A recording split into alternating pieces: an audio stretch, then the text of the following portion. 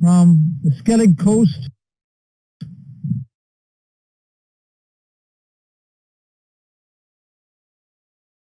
my name is John Fitzgerald of Atlantic Irish Seaweed. I'm speaking to you almost live from the Skellig coast of the southwest of Ireland in County Kerry. And I just want to show you some of our rich selection of seaweeds that we've got around this area. If we look carefully, we'll see on the rocks here, we've got very small mussels, which is telling us that the waters here are pristine. There's not enough nutrients in the water for these mussels to ever grow big. That's telling us how clean these waters are. Seaweeds worldwide are broken into three distinct groups: reds, browns and greens. And I'm going to show you an example of a few of them here today. This was discovered by an Irish botanist in the mid-1800s. His name was William Henry Harvey. And reds, greens and browns is now the worldwide categorization for seaweeds. If we look carefully, the first one I've got here is a red seaweed called dillisk or dulse. Palmaria palmata is the Latin name, and dillisk or dulse. Dul ishka means the leaf of the water. Ishka is water in Irish, so it comes from two Irish words, dul, the leaf, and ishka, of the water.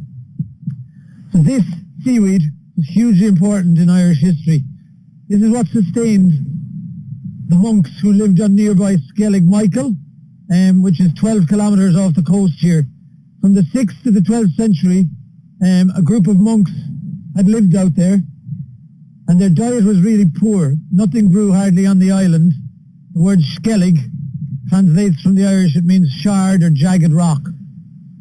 So in the height of winter, their main source of vitamins, minerals and trace elements was actually this plant. So they collected it when they could on low spring tides. They dried it, and then they ate it every single day. And it's written in their annals. Ironically, they were raided first by the Norse Vikings in the 9th century out on the island. The Norse Vikings came to pillage and kidnap. And the Norse Vikings carried this same seaweed on every voyage. And it was their prime source of vitamins, minerals and trace elements, especially if we take just one vitamin on its own, that's vitamin C. The Norse Vikings travelled in open long ships. There was no down below, no refrigeration, no proper dry storage. So whatever you had out on deck, which was your supplies, if that got wet by fresh water or salt water, it began to rot. However, this plant, dillisk, Palmaria palmata, lives between the high water mark and the low water mark. So when the tide goes out, it'll become bone dry sitting on the rock. It's Ireland, so it's going to rain. Now it's got fresh water on it. Then the tide comes in again, it's got salt water on it. It doesn't rot. So it's a perfect seaweed to carry on a voyage as a source of vitamin C. So these two groups, like I said, only met for the first time in the 9th century. One way out on Skellig Michael, which at the time was the edge of the known world, because back then, in the 6th, 7th and 8th century, the world was flat. Them and the Norse Vikings both knew that if you ate this, you stayed healthy. And this was over 1,000 years before the biggest navy in the history of the world, that's the British Navy, figured out in 1747 that you got to give your crew vitamin C on a daily basis in the form of citrus fruits, hence earning the nickname Limeys and Limeyland. You ask me, it's not the shamrock or the potato that defines Irish culture. It's actually this plant, dillisk or dulse, that helped shape not just Ireland, modern Europe, and the Western world. In Brendan the Navigator, an Irish monk left Brandon in North Kerry and sailed to Western Canada, actually, in the 5th century. The Vikings sailed to North America some 300 years later. They also went east as far as Russia, south as far as the Mediterranean, and helped open up all the trade routes. This is the plant that allowed them to do it because it stopped them getting scurvy. It wasn't the compass that allowed them to do long voyages, it was this plant. Palmaria palmata, dillisk or dulse. Still popular among Irish immigrant families in North America. It still grows the Bay of Fungi all the way down to New England. Another one we've got here, we've got a green seaweed. Seagrass or Ulva intestinalis. See it growing here on the boulders. This seaweed with a lovely, vibrant, rich colour. It's the highest source of vitamin B12 of any plant on earth. So vitamin B12 is essential for red blood cell formation. And our main source would be offal, dairy, and shellfish.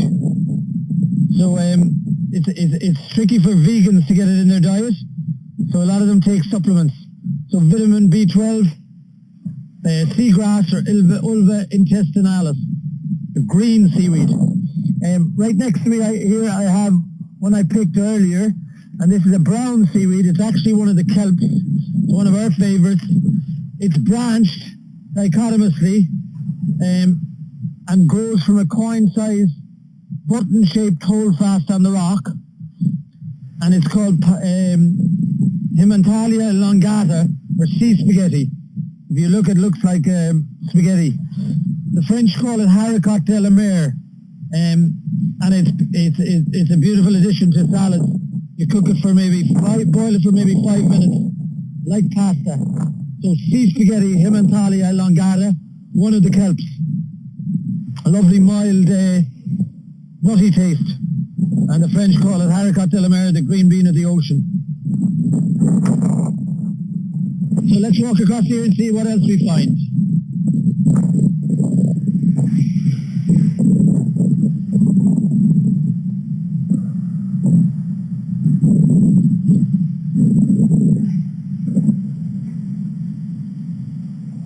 Okay, on the seed mussels here is growing one of our 7 species of Paphyra, or the Japanese would call it nari, growing on the baby mussels. It's only one cell thick, as you can see here. But the remarkable thing about this guy is, this is the one they use for the sushi sheets. This is up to 37% protein, which is a massive amount of protein when you think, say, chickpeas are 28. So this form, called in Irish tropawn, was eaten raw off the rocks. They plucked it from the mussel shells like this and ate it raw off the rocks. And it was a fine protein source all winter when fish were hard to get at.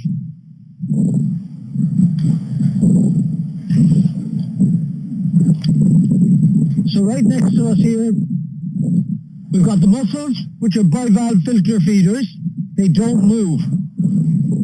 But you've got these guys, which are limpets. And these guys, when the tide comes in, these guys will move along and they'll start to graze on the seaweeds. As the tide recedes, they'll go back to the exact same spot and face in the same direction. This is what's called their site. And if you look just over here, you'll see an empty site right there. And what would have happened there is the limpet went walkabout, grazing, when the tide came in, and a fish or a bird got him. But what happens in the water is the seaweeds are the factories that manufacture omega-3 and omega-6. Shellfish graze on the seaweeds, and the omega-3 and 6 moves up the food chain. Then the fish eat the shellfish, or the fish graze on the seaweeds, and the omega-3 and omega-6 essential fatty acids accumulate in their liver. And what happens then is we take cod liver oil or such to get our omega-3 and omega-6, but it's the seaweeds at the factories that make it. Okay, let's walk around the corner and we'll see what else we can find.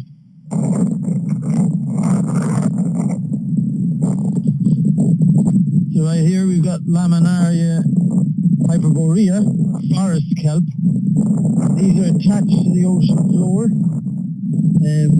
just below the high water mark at a low tide, and then the leaves or fronds do all the photosynthesizing. And these are the rods, or stipes that we make, or cutlery handled trough. So these form a ginormous forests all the way around the coastline, and like up to 65% of the world's oxygen actually comes from algae. So macroalgae, the large ones we can see with the naked eye, like these, and microalgae, like the planktons. So they take in carbon dioxide, they release oxygen.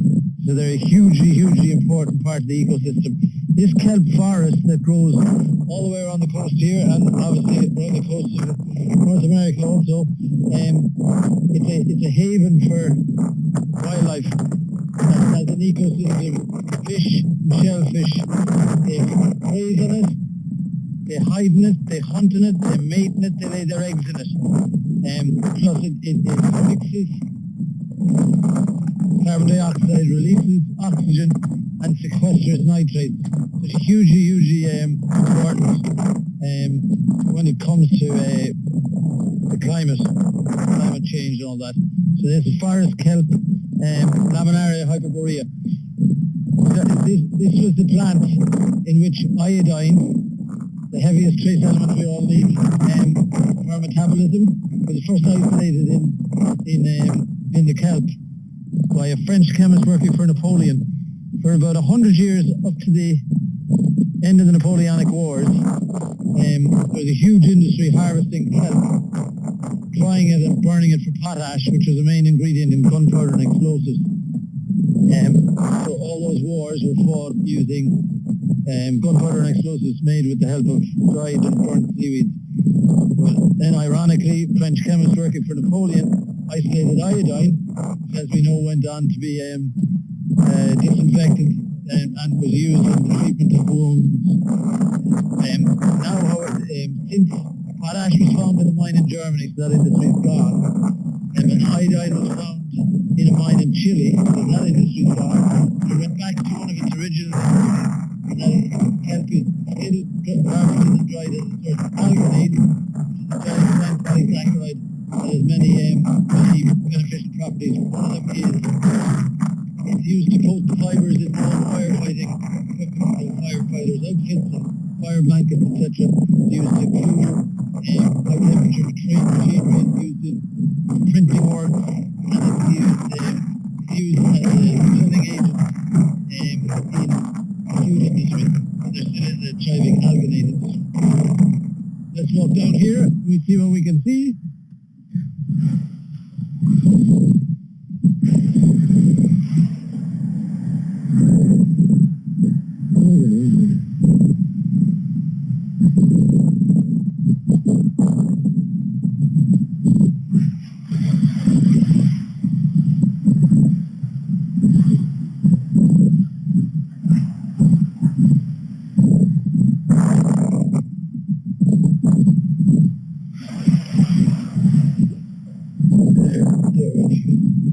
Let's go over here.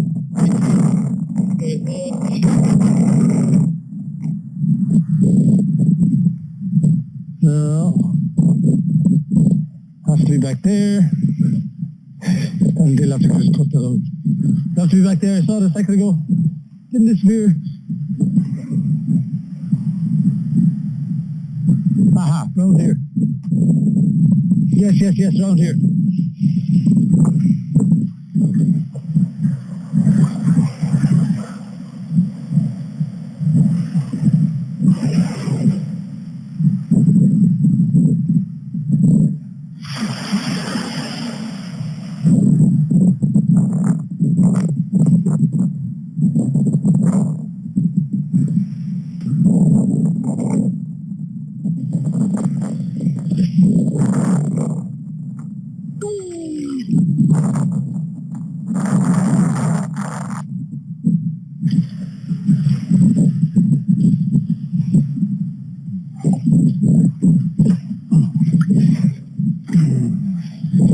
You'll have to go this side of me, and I'll go over there because the sun is coming there, yeah? So what we've got here is we've got Carrigan and Pepperdine. Yeah? So I'm going to show you there now. So, we got my knife. So I point it out. So right here we've got a very important red seaweed called Carrigan, Condus crispus. So this was the original source of carrageenan, which is, there it is again here, hiding in the sea grass. Condus crispus. So there's a giant polysaccharide in this called carrageenan, and carrageenan is used widespread in the food industry. It's used in every tube of toothpaste. It's used in ice cream making. It's used in ready meals, cooked soups, lots of processed foods. But originally it was a cold and flu busters because it's bacterial, antiviral, and it's a decongestant as well. So traditionally, all along the coast of Ireland, hundreds and hundreds of years, they would have had this boiled to get the carrageen out, and then they would have ingested it if they were lucky with a tiny bit of honey or something with the mix. Over here, just above it, this little fella here is a small fern-shaped guy, uniplanar. This guy, carrageen, is bushy, and carrageen translates from the Irish, means little rock. Carrig is rock, and een means little. But this guy here, can you see that it's kind of fern-shaped? It's uniplanar and fern-shaped. And this is the most expensive seaweed in the Atlantic. It's called Pepperdine, Osmundia pinnatifida, and it's got it's also nicknamed the truffle of the ocean. It's got a peppery, garlicky kick to it. So this is harvested correctly, and it's just about going out of season now. You harvest it in the height of winter. It'll only grow about an inch long at its top, and then you got to dry it in a dehydrator to keep the kick. And that kick comes from a substance called terpenes and terpenoids, which are used to deter grazers. It's a small little seaweed, and it wants the shellfish and the fish not to eat it, so it's developed this spicy flavor that keeps the others away. Other plants we know that have that would be pine needles, citrus peel, lavender, stuff like that deters grazers. So red seaweed, it looks a bit olivey greeny there now because it's been bleached because we've had a lot of sun. And this is another red, that's Osmundia pinnatifida, or pepper dulse, meabon in Irish. And this is carrageen, the source of carrageenan, the gelling agent, and that's Condus crispus. So two red seaweeds living side by side next to the green seaweed seagrass again, Vulva intestinalis. Right, let's walk over here and see what we can see.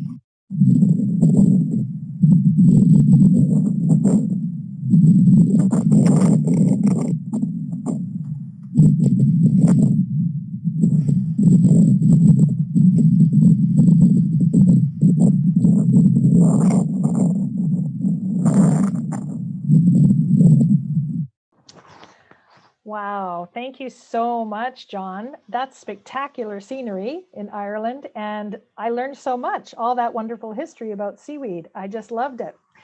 Now, if everything's working well in Ireland, fingers crossed, maybe we'll get you to pop on with your camera, and we'll see if we can get you to answer some questions about the work you do and the beautiful place you live. And while we're waiting for John, remember you can pop your questions in the chat box to the host, and I have some questions too. Hello and welcome. How are you doing, Linda? I'm doing well. Thank you for staying up late for us. No worries. Yeah, that's wonderful. And thanks for that wonderful history lesson. And I'm amazed at the nutritional benefits of seaweed. The entire week this week, we've learned so much about that. And so I'm thinking that you must have a really healthy family. You must be eating seaweed all the time. We do a fair bit, but we're not like, we eat plenty of other stuff as well. Yes. What's your favorite? A good mix. A good mix. What's your favorite way to eat seaweed, John? I'd say sea spaghetti, Himantali elongata, done with a nice Italian dressing. If we remember that, what I say to people is the three main staples in certainly the Western diet would be rice, potatoes, and pasta. And they taste of absolutely nothing. If you don't put salt and butter, Irish butter on potatoes, you're wasting your time. If you don't let an Italian or an Asian get at the pasta, again, it's a waste of time. And, so all these flavorings and spices and stuff that we have access to now, wherever we are in the world, you can make a lovely dressing. But sea spaghetti, probably one of our favorites. And thankfully the kids love that too. In fact, when they help me when I'm drying it, I turn around, they're not there to help, they're there to eat it. They're eating the product, eating the profits. Can you tell me, John, how many species of seaweed there are in Ireland? There's around 650. We're lucky. So if we equate to Maine, we'd have a large rugged coastline as they would. Our water temperatures, etc., would be fairly similar to parts of coast of New England, but we've got the Gulf Stream as well as the North East Atlantic, whereas they don't have the Gulf Stream. So we've got the two systems meeting, the cold of the North Atlantic meeting the warm of the Gulf Stream. So we'd have way more. I believe in Maine it's around 350. Okay. And we've got maybe 650. And do the different and none of them are toxic. That's the good news. So it's not like mushrooms. Yeah. You don't have to be super careful. You gotta be careful of the kelps because they've got high iodine content. If you have thyroid issues, right. But most people lack iodine in their diet. That's why Western governments introduced it into iodized salt. There's iodine in our bread that we buy from the supermarket. There's iodine in all the breakfast cereals, etc. So there was a lack of iodine. In fact, in Ireland and the UK, there's districts in the Midlands that were known as the goiter belt because they didn't eat fish or shellfish because pre-refrigeration it didn't travel inland. They weren't getting iodine. Obviously, they didn't eat seaweeds either. So they suffered from goiter, that inflammation of the thyroid. Right, right. So you got to be careful of that one. But in general, it's not like mushrooms, fungi. You can pick the wrong one that you thought looked like the one you wanted, and you can keel over. So thankfully, there's none of those worries there. And in Ireland, so we can get a sense of whether it's the same or different, is there sort of a general acceptance of seaweed in Ireland? Is it more common or is it still something really new? There's nothing new about it. If you go back 10,000 years when the first settlers came here after the last ice age, seaweed was a major part of their diet. Seaweed and shellfish were pretty much their diet. We were colonized as a nation, and we became monocrop dependent with the land grabs that went on. And monocrop dependent was a form. It happens with all colonists, but we lost the knowledge, if you like. Now it's coming back in leaps and bounds because people are more health conscious, and funnily enough, especially since this the lockdown and the pandemic or whatever, we're paying more attention to nature. Plus, I suppose there's naturally more of a mistrust, if you like, developed with in the huge food corporations. So people are kind of turning back to it. It never went away. I would know elderly folk all along the coast here who would always have had Carrigan and Dillisk as kids. You know, it was part of their thing. It kind of disappeared, but it's certainly coming back. There's one lady, Dr. Pranny Rattigan. She's a medical doctor based in Sligo. She wrote a fabulous book called The Irish Seaweed Kitchen. It's been an international bestseller. She's her second book out now, but she sort of spearheaded the revival, not just in Ireland, but she gives talks all over the world. So she's helped boost it. But like when I started, there was maybe 4 or 5 companies in Ireland. Now there's probably 50. So there's definitely a big move forward. There was very few chefs using it. We were all influenced by the likes of Noma in Copenhagen, isn't it? That brought this foraging and seaweed thing back into the. So now all the top chefs are using it. So yeah, there's I can't believe, like 5 years ago, I dealt with 1 or 2 chefs. Now I can't keep up. I'm getting calls from London. I'm sending stuff to New York at the moment. This is Wow, the pepper dust incredible. there in the package. It comes in. You got to vacuum pack it properly afterwards. Yep.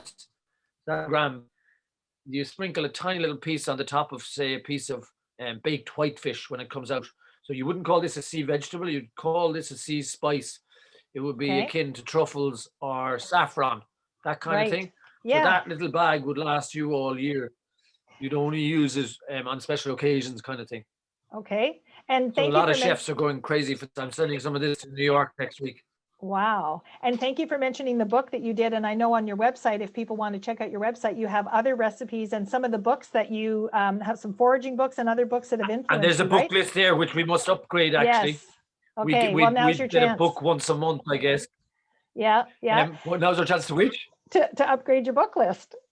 Oh, yeah, Now absolutely. it's time. Yeah. Yeah. And I know And that if somebody wants to come and mind the two kids, maybe we'll write a book. You'll write a book. I know that you minds the kids. I know that you do the walks, the beach walks, and I know that you also you work with the restaurants, and you also have the bath products. Can you tell us a little bit about this cutlery that you developed? Because I think it's spectacular and so different. Sure. And I'd love to know how you even came up with the idea of kelp cutlery. Okay, well, here's the deal. Some years back, I'm unemployable, which helps when it comes to trying to develop new things. But this is a piece of salmon skin here. So I would have studied this. We catch a fair amount of fish, not a lot, but a fair bit. But I knew that at the processing plants, the salmon skins were being dumped, or they were going into feed for. They were being composted. So I set about trying to use something that wasn't used, and we ended up making wallets. There's my own wallet that's like 10 years old. Mikhail Gorbachev and his daughter Irinda both have salmon skin leather wallets made by us that were given to them by the then president of Ireland, Mary McAleese, back in the day. So we had great success with it, but it ran its course. When these kelp rods are blown up after a storm,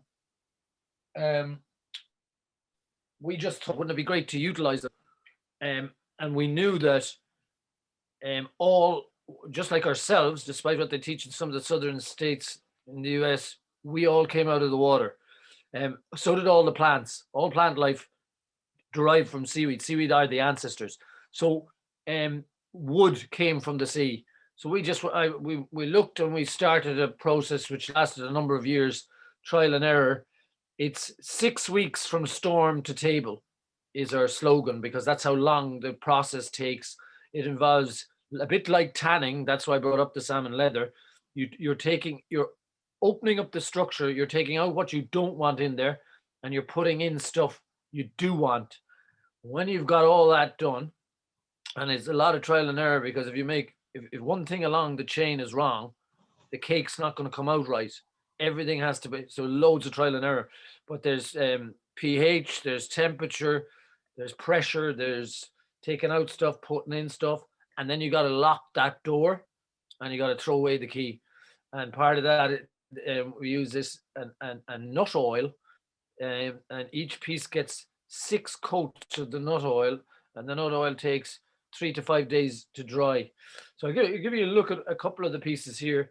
This is a little cheese or butter knife, and if you can see on that side, I know the camera get up, you can see our logo, Oh, which is a little yes. piece of what you'd call knotweed, certainly on the east coast of North America, Ascophyllum nodosum. That's our logo.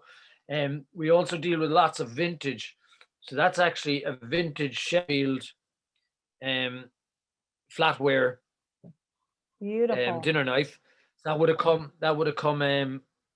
We buy job lots of stuff that was sitting in warehouses since the 50s and 60s that was destined for, say, cruise lines and stuff, and it's just been sitting there, and we'd buy that in job lots and then put the handles on them. We also deal with some high-end polished stainless.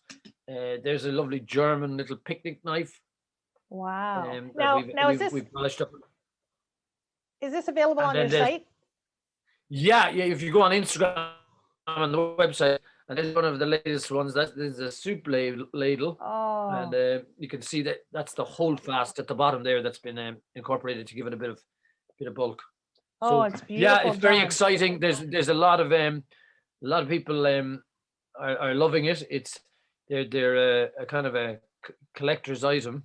So Okay. thankfully we're getting some good traction on that. And yeah, it's on the website. Now each piece is individual, so you contact us, you tell us what it is you're interested in. We'll see what we can do. We're also working on an oyster shucking knife because obviously I think that'll be a great match. Yes. Oyster shucking with the seaweed handle. Yeah. Oh, But wow. just one thing to go back to the bath packs. I poured some boiling water on a piece of, it's called Serrated Rack, Fucus serratus. I don't know, you guys have it in the Pacific, but it's basically, I lift a bit of it up there. It's called serrated or saw rack. So it's brown seaweed, has no air bladders, but it's got a saw-like edge, jagged edge. Hence the name Serrated Rack, saw rack, Fucus serratus. So it lives near the asco and the bladder rack and all that. Just to give you an idea, all I did was pour boiling water on this. I'm going to squeeze my hands together. I'm going to go like this. Are you getting that? Yes. These are the oils and gels. This product that this were. There's nothing in there, only dried seaweed that I've poured boiling water on. I've left it cool down for a few minutes so I can put my hands in. And this is the level of oils and gels. So what happens when you have a seaweed bath is these oil and gels are absorbed across your skin membrane. Skin is the biggest organ in the body and takes an awful lot of beating. We were never meant to be clothed. We were never meant to work indoors in crowded offices. We were, so between pollutants and everything else, this stuff, it's incredible. So we'd supply a bunch of hotels and we sell them privately on the website also, and ship them. But you have a seaweed bath and you begin to age backwards. So they're famous in Ireland for years, going back hundreds of years, but recently, so that's about 15 months ago, a professor in Dublin, Professor Christine Lasher, discovered the molecule in the seaweed that is so good for your skin. So what it does is, say you've got eczema or psoriasis,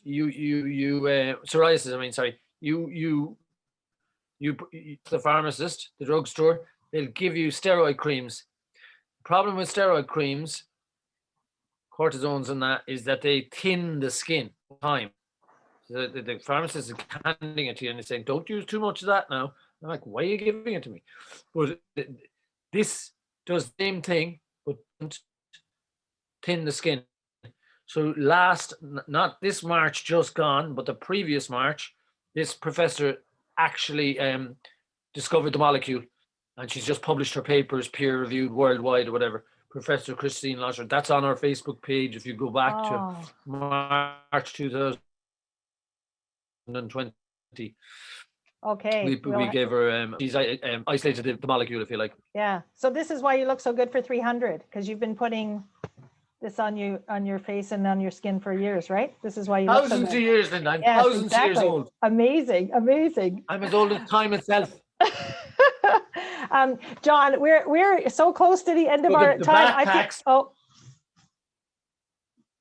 Great. Any questions? I was going to say, we're so close to the end of our session. I feel like I could just talk to you all day, all night about seaweed. We have learned. You'll have to visit.